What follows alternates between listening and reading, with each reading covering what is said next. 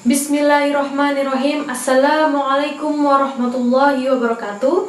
Halo semua anak-anak, kembali lagi bersama Ibu Mega dalam pembelajaran Seni Budaya kelas 7. Apa kabar semuanya?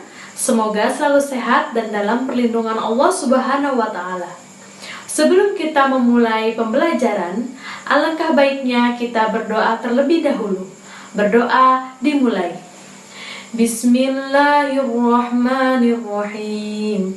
Rabbi zidni ilma warzuqni fahma. Rabbi israh li sadri wa yassir li amri wahlul 'uqdatam min lisani yafqahu qawli. Pada materi hari ini, kita akan membahas mengenai penerapan ragam hias pada bahan tekstil. Peta kompetensi pembelajaran materi adalah sebagai berikut. Adapun tujuan pada materi ini diharapkan peserta didik dapat mengapresiasi dan berkreasi seni rupa, yaitu mengidentifikasi teknik penerapan ragam hias pada media tekstil, mendeskripsikan teknik penerapan ragam hias pada media tekstil, mengekspresikan diri melalui penerapan ragam hias flora, fauna, dan geometris pada media tekstil, dan mengkomunikasikan hasil karya penerapan ragam hias flora, fauna, dan geometris pada media tekstil secara lisan maupun tulisan. Sebelum memasuki materi, apakah kalian sudah tahu apa itu tekstil? Tekstil adalah bahan yang berasal dari serat yang diolah menjadi benang atau kain. Terdapat dua jenis serat yang digunakan, yaitu serat alami dan serat buatan. Untuk serat bahan alami terdapat pada katun, sutra, dan wol. Untuk serat bahan buatan terdapat pada nilon, polister, dan dakron. Ragam hias pada tekstil telah diterapkan sejak lama melalui pakaian-pakaian adat yang ada di Indonesia. Penerapan ragam hias pada bahan tekstil menerapkan atau mengaplikasikan sebuah motif ragam hias di atas bahan tekstil dapat dilakukan berbagai macam cara, yakni membatik, menyulam, menenun, membordir, dan melukis. Mari kita bahas mengenai teknik membatik. Membatik adalah proses yang menggunakan malam atau lilin panas untuk membuat sebuah motif di atas kain. Adapun alat dan bahan yang digunakan untuk membatik yang pertama adalah kain, canting, kompor, wajan batik, dan pewarna. Pewarna yang digunakan ada dua macam, yaitu bahan alam dan bahan sintetis.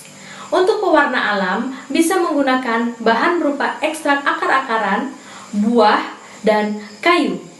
Sedangkan untuk pewarna sintetis terbuat dari bahan kimia, yaitu naptol, remasol, dan indigosol. Berikut proses membatik. Yang pertama adalah menyiapkan motif yang akan digunakan untuk dibatik. Kemudian, motif tersebut dipindahkan ke atas kain atau diblat. Selanjutnya, proses mencanting. Proses mencanting yaitu proses menorehkan malam atau lilin di atas kain mengikuti pola motif yang telah digunakan. Selanjutnya, apabila semua motif telah tercanting, maka proses selanjutnya adalah mewarnai. Mewarnai bisa menggunakan teknik colet atau menggunakan bahan remasol, ataupun teknik celup menggunakan bahan pewarna naptol. Setelah proses mewarnai selesai, maka selanjutnya adalah menghilangkan malam atau lilin, yaitu dengan cara merendam atau kain direbus dengan menggunakan air panas. Yang biasa disebut proses ini adalah proses lorot. Kemudian, kain dicuci dan dibilas hingga bersih. Setelah itu, kain dijemur. Dan apabila masih ingin menambah warna, proses diulang kembali dari mencanting dan proses pembelian warna hingga hasil yang diinginkan. Berikut tadi penjelasan mengenai penerapan ragam hias pada bahan tekstil dengan menggunakan teknik membatik. Semoga apa yang telah Ibu sampaikan mudah dipahami dan mampu meningkatkan minat kalian dalam mempelajari keterampilan seni batik. Sekian dari Ibu, jangan lupa selalu menjaga protokol kesehatan dengan cara 5M. Mencuci tangan, memakai masker, menjaga jarak, menjauhi kerumunan, mengurangi mobilitas, dan doa. Sekian penjelasan dari Ibu, kurang lebihnya mohon maaf apabila dari penjelasan Ibu ada yang kurang dimengerti, bisa langsung bertanya melalui WhatsApp. Wassalamualaikum warahmatullahi wabarakatuh.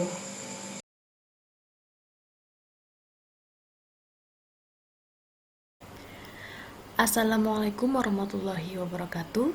Pada video ini, Ibu akan memperkenalkan kepada kalian bahan dan alat-alat yang akan digunakan dalam membatik.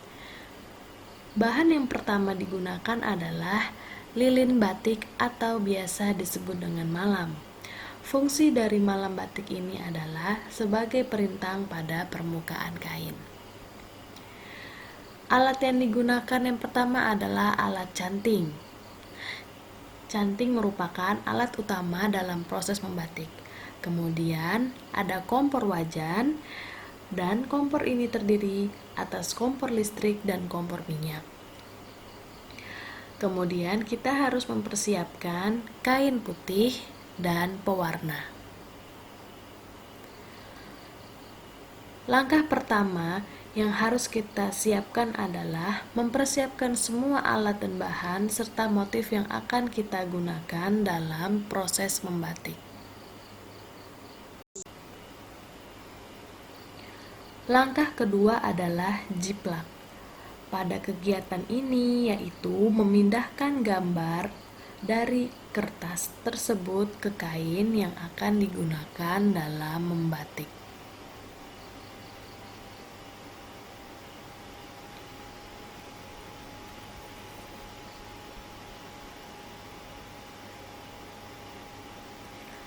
Langkah ketiga yaitu mencanting atau ngelowong.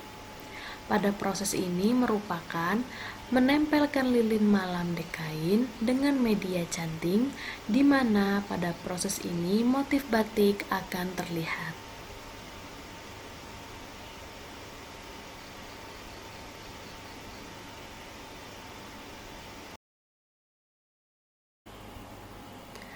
Langkah selanjutnya yaitu ngiseni. Pada proses ini merupakan proses untuk memberi isenan atau isian atau mengisi motif kecil-kecil pada kain sesuai gambar motif yang sudah digambarkan di tahap awal. Tahapan ini juga menggunakan alat canting.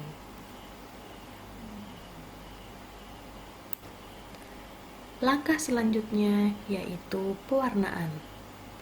Tahap di mana proses pewarnaan dilakukan secara menyeluruh kepada kain.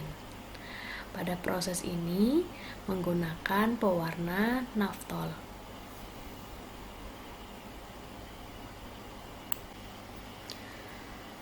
Tahap selanjutnya adalah ngorok. Pada proses ini yaitu menghilangkan lilin malam ke dalam air mendidih. Setelah dilorot, kemudian kain dibilas menggunakan air bersih agar menghilangkan sisa-sisa malam yang masih ada tersisa pada kain batik.